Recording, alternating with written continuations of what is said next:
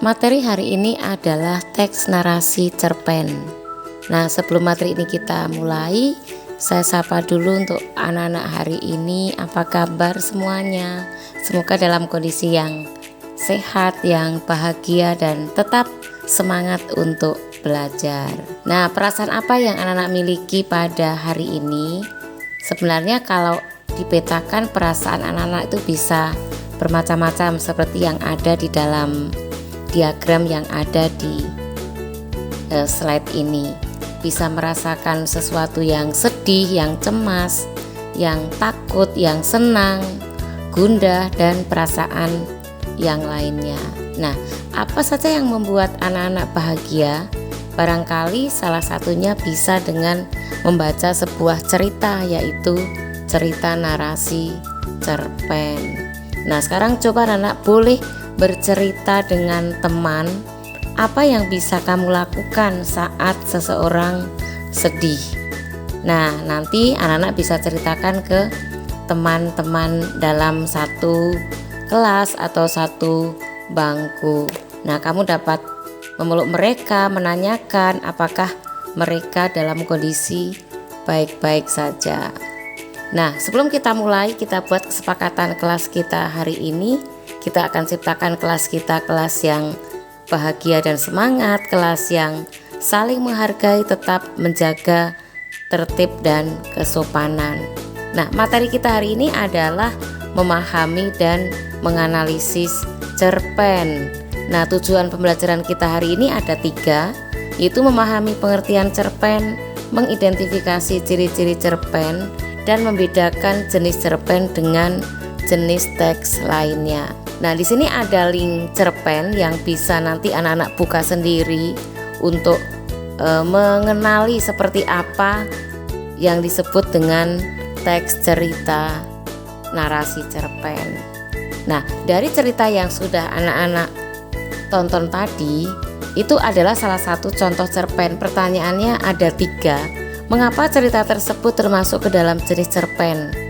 Lalu bagaimana perasaan anak-anak setelah mendengarkan cerpen tersebut, dan apa yang anak-anak peroleh dari cerpen yang sudah disaksikan tadi. Nah, karakteristik cerpen ada beberapa. Yang pertama, bahwa cerpen itu cerita yang singkat dan padat, lalu fokus pada satu peristiwa, tokoh terbatas, alur yang ringkas, tema terfokus, bahasa ekspresif, sudut pandang terbatas, dan amanat yang tersirat. Secara umum, anak-anak akan memberikan satu pernyataan bahwa cerpen itu cerita pendek. Tetapi kalau kita balik, apakah semua cerita yang pendek itu dapat dikategorikan sebagai cerpen? Tentunya belum tentu. Cerpen cerita pendek. Mengapa cerpen itu cerita pendek? Karena memang hanya fokus pada satu peristiwa, pengembangan tokoh terbatas. Itulah yang menyebabkan cerpen itu ceritanya pendek. Jadi bukan hanya cerpen cerita pendek, tapi ada alasan mengapa cerpen itu ceritanya pendek, bukan cerita yang panjang. Nah, jenis cerpen itu bisa berupa cerpen hanya untuk hiburan, tapi ada juga yang memuat nilai-nilai pendidikan ataupun sebagai nilai-nilai estetika.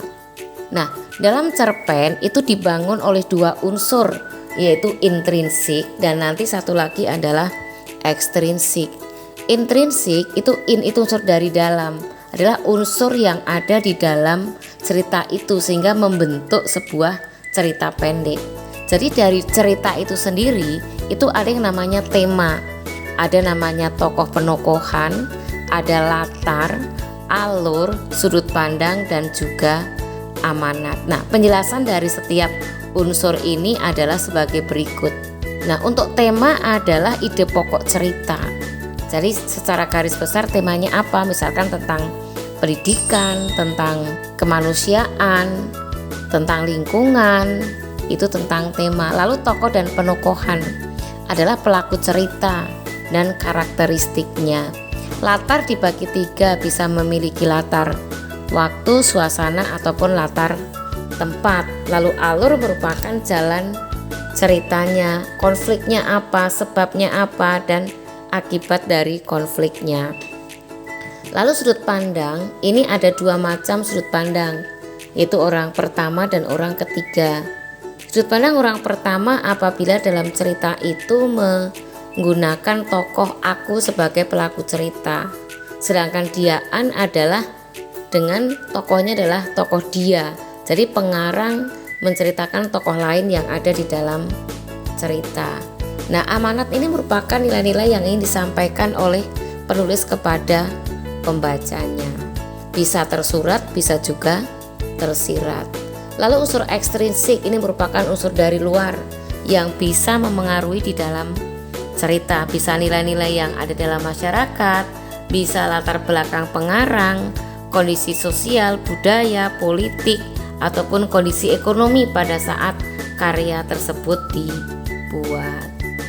Nah, sekarang untuk aktivitasnya adalah anak-anak silakan untuk mencari salah satu judul cerpen.